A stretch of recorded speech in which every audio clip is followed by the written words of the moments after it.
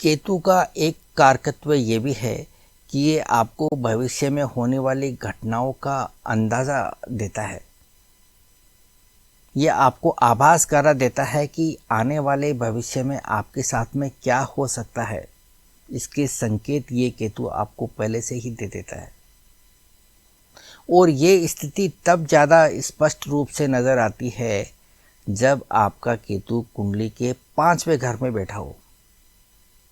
वो इसलिए क्योंकि 5वें घर में और केतु के अंदर कुछ समानताएं होती है।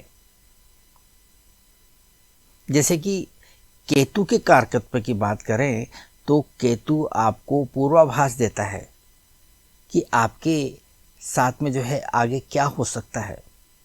साथ ही साथ ये केतु योग क्रियाओं को करने की सामर्थ्य भी व्यक्ति को देता है। व्यक्ति को ध्यान लगाने की कैपेसिटी देता है। वहीं 5वां घर जो होता है वो कल्पना शक्ति देता है, विचार शक्ति देता है। 5वें घर के माध्यम से आप कल्पना शक्ति की उड़ान भर सकते हैं। आपकी विचार करने की सामर्थ्य काफ़ी बढ़ जाती है और ये दो चीज़ें ऐसी है जो केतु के पास में मौजूद नहीं है। जब केतु की ध्यान लगाने की क्षमता, योग क्रियाओं की क्षमता और 5वें घर की कल्पना शक्ति की उड़ान और विचार करने की क्षमता, जब इन दोनों को आप क्लब करके देखेंगे तो आप इस केतु के बदले हुए स्वरूप को देख पाएंगे। ऐसा व्यक्ति जब योग क्रियाओं के द्वारा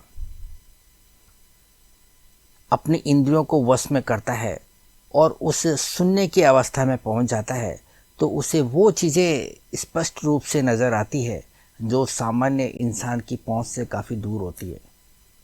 वो उन चीज़ों को देख भी सकता है और महसूस भी कर सकता है।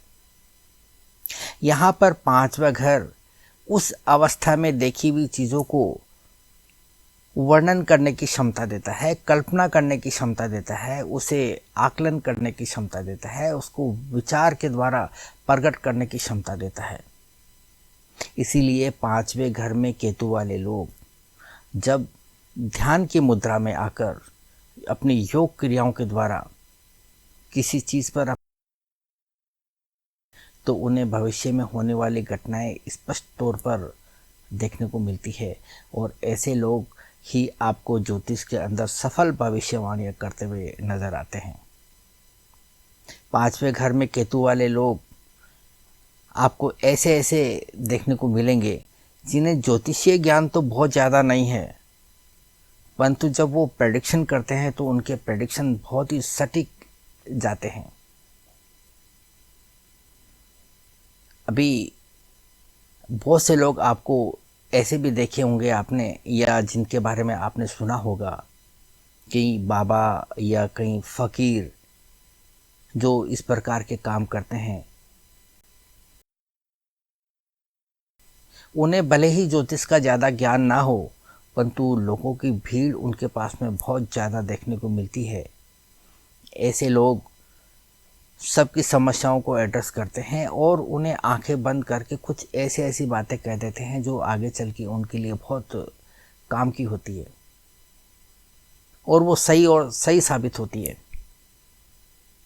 इसके लिए उन्हें कुंडली की भी ज़रूरत नहीं पड़ती, उनको देखकर उसको आभास करके ही ये बता देते हैं कि आपके साथ में आगे क्या होने वाला है।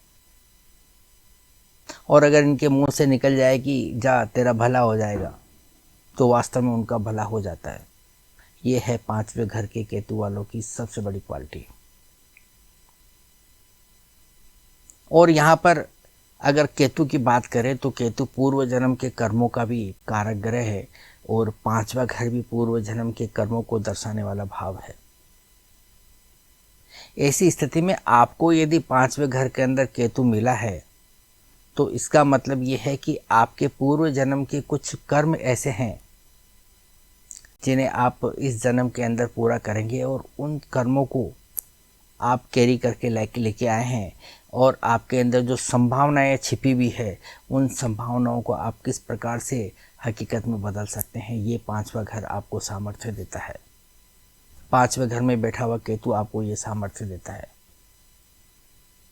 तो इस प्रकार से ये 5वां घर का केतु है, ये एक ज्योतिषी के लिए बहुत ही सहायक सिद्ध होता है, क्योंकि ऐसे लोगों की वाणी में सच्चाई होती है, ऐसे लोगों की कल्पना शक्ति बहुत ज़बरदस्त होती है, ऐसे लोगों की आकलन करने की क्षमता बहुत ज़बरदस्त होती है। साथ ही साथ इनकी पूर्वाभास करने की क्षमता सफल प्रेडिक्शन इनसे करवा के लेती है। आप किसी ऐसे ज्योतिषी को देखेंगे जो अपने सेक्टर के अंदर बहुत ही प्रसिद्ध है और जो लोगों को उपाय बताते हैं, रेमेडीज देते हैं, उनकी रेमेडीज बहुत 100% कारगर साबित होती है। ऐसा क्यों होता है? क्योंकि 5वां घर आपको जो है सॉल्यूशन प्रोवाइड करने की क्षमता देता है, और यहाँ पर केतु का प्रभाव और 5वें घर का जो है एक कॉम्बिनेशन है, वो व्यक्ति को एक सफल ज्योतिषी बनाता है। सफल इसलिए क्योंकि लोग समस्याओं को लेकर आते हैं और ऐसा व्यक्ति लोगों की समस्याओं को एड्रेस भी करता है और साथ में कुछ ऐसी रेमेडीज़ भी डिज़ाइन करके उनको बताता है जो कि आगे चलकर उनके लिए बहुत ही लाभदायक सिद्ध हो सकती है। तो इस प्रकार से आप 5वें घर के केतु को समझकर उसका आकलन कर सकते हैं। तो ये था एक विश्लेषण केतु के एक कारकत्व को लेकर। उम्मीद करता हूँ कि ये आपको अच्छा लगा होगा, और अगर आपने इस चैनल को अभी तक सब्सक्राइब नहीं किया है या आप इस चैनल पर नए हैं तो आप इस चैनल को सब्सक्राइब करके बेल आइकन का बटन ज़रूर हिट कर दीजिए, ताकि आने वाले हर वीडियोस की नोटिफिकेशन आपको समय समय पर मिलती रहे। क्योंकि इस चैनल पर ज्योतिष से संबंधित इन्फॉर्मेटिव वीडियो मैं आपके लिए लगातार अपलोड करते रहता हूं, और आपका सब्सक्राइब करना प्रेरणा देता है अच्छा वीडियो बनाने के लिए, मेहनत के साथ वीडियो बनाने के लिए।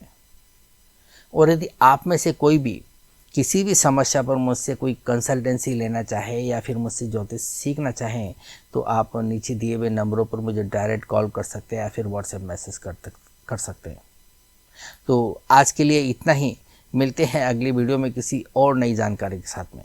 तब तक के लिए इजाज़त। Thank you.